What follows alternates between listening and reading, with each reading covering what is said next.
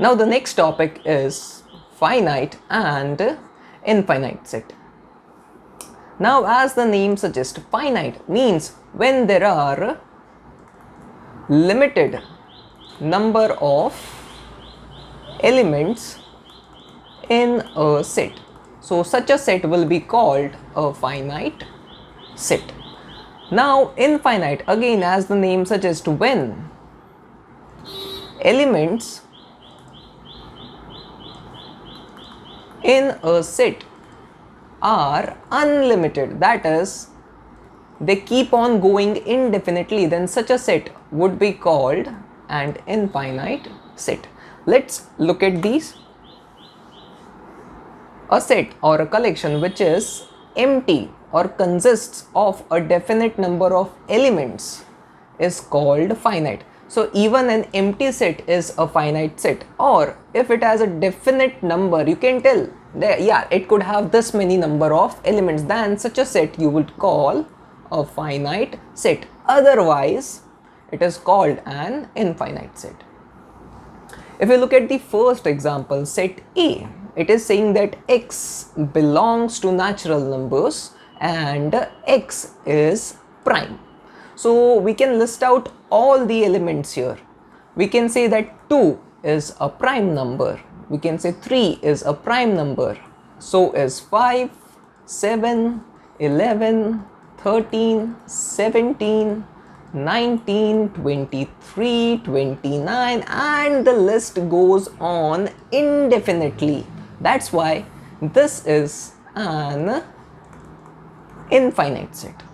Alright, moving on to the next example, set B or collection B. The set of all x such that again x belongs to natural numbers. So it can be 1, 2, 3, 4, 5, 6, 7, 8, 9, 10 till the infinity.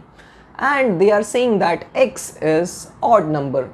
To fulfill this condition, we can say it has 1, 3, 5, 7, 9, 11, 13, and the list goes on indefinitely. Again, an infinite set. If you look at C, it is saying again x belongs to natural numbers, but here we have an equation that 2x minus 1 is equal to 0. If I solve it, minus 1 goes on this side, it will become positive 1. So 2x is equal to 1. Now, the relation between 2 and x is of multiplication. So if I send 2 on the other side, it will go into the denominator. So x is what? It is 1 upon 2. Can you see it is in p upon q form? It means that it is a rational number. And here it states that x belongs to n. So here C is actually an empty set. Why? Because 1 upon 2 is not a natural number, and this is the only solution that is possible for this equation. So you can write C is empty set, or C is empty set, null set, or void set. Again, this is a finite set. Why? Because in the definition it says that a set which is empty or consists definite number, those are finite. So even empty set is a finite set. Let's look at this. Men living presently in different parts of the world. Now to think of this number, like there are around 7 to 8 billion population in our world, but the amount of men, do you think it will be infinite? I don't think so. There will be a certain number at which number of men will stop. That is why M is actually a finite set. See, we do not know what that number is, but we can say that it is a limited quantity. That's why it makes set M a finite set. One important thing I want you to note is that not all infinite sets can be described in roster form. I have underlined that the set of real numbers is represented by capital R, and the thing is it cannot be represented in roster form.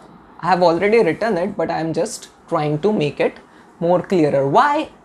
Because the elements of this set, that is real numbers, do not follow any particular pattern. If you think of number 1 and 2, whatever numbers are possible between these two numbers, it could be 1.1, it could be 1.943742, anything, right? All these numbers are part of real numbers and they do not follow a certain pattern. That is why real numbers is not represented in roster form.